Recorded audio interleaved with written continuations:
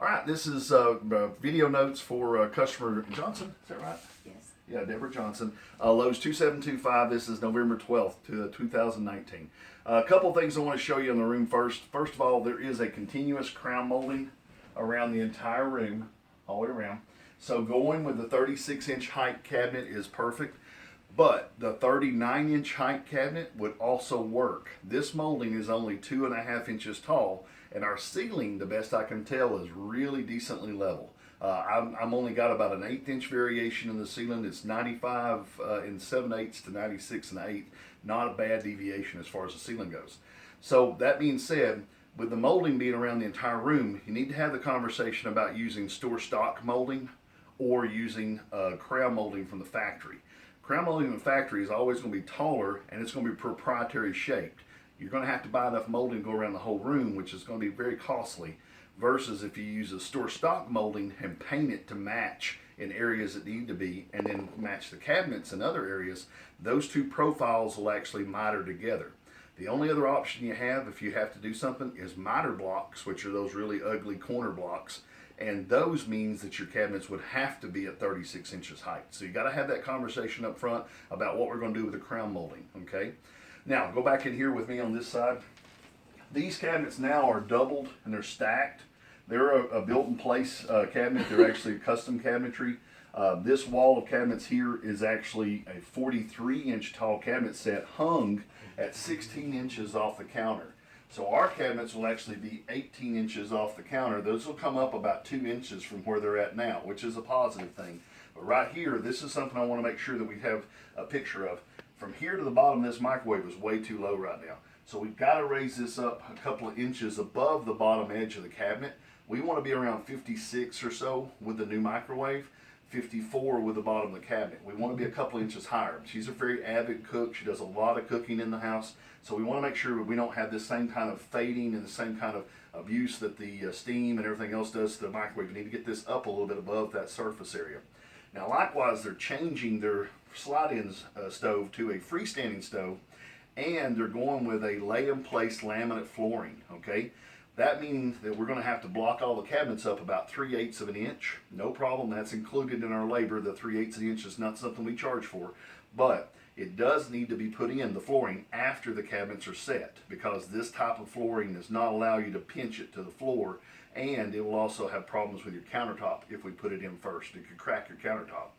Now the last thing to talk about on this one is, the good news is that the stove's center line of the 220 is a little bit to the right of the stove. I've given you measurements in there to where that's at, also measurements of where the outlet is above here. So if we have to push this down a little bit, it's not the end of the world, and I would like to see that as a design change, because if you take a look here where this corner angle is going to be, that has already got a 2-inch panel that you've put in there just to allow that door to operate and not have a problem. But because of it being a freestanding stove, they're deeper than slide-in stoves are. So now we're looking at a little deeper cabinet here. This door is going to be kind of tight to use. Sliding this down maybe 6 inches wouldn't hurt a thing. The electrical's there, the electrical above's there. No problem at all if you want to reproportion this a little bit and give you some more room for access into this corner. This corner is really tight now in your design. Now come on around the corner here. Just so you know, I've given you measurements to the edges of the window trims on both sides. Also, I'm giving you, if you look, there's a little bit of a margin here, about a 1/2 inch margin on both sides. I'm giving you those measurements because if you look here, this is a bridge, right? But the ceiling runs through. The ceiling is actually run through that. So that lighting that's above there and the balancing that's here, you would need to have some type of a shelf board to go above that if we're going to try to bring a new light into that layout, because right now the ceiling is up above it. If you're going to come down with the cabinets to 36, that's going to leave a hole up in there on the left and right hand side. We have to create a faux ceiling in there with a shelving board to be able to hang this light and it not look bad on the left and right hand sides. Now that being said too, keep coming around the corner. If you look down here in the bottom, we have copper pipes, accessibility underneath, no problem. But right now, you got one of them that's spread off into a U shape with 2 different valves, and the other one's into a single valve. I'd have to cut a large hole in there if we're going to leave that like it is. So what we'll end up doing is once the tear out's complete, you'll need to have those sweated off and actually have extensions put on them with caps.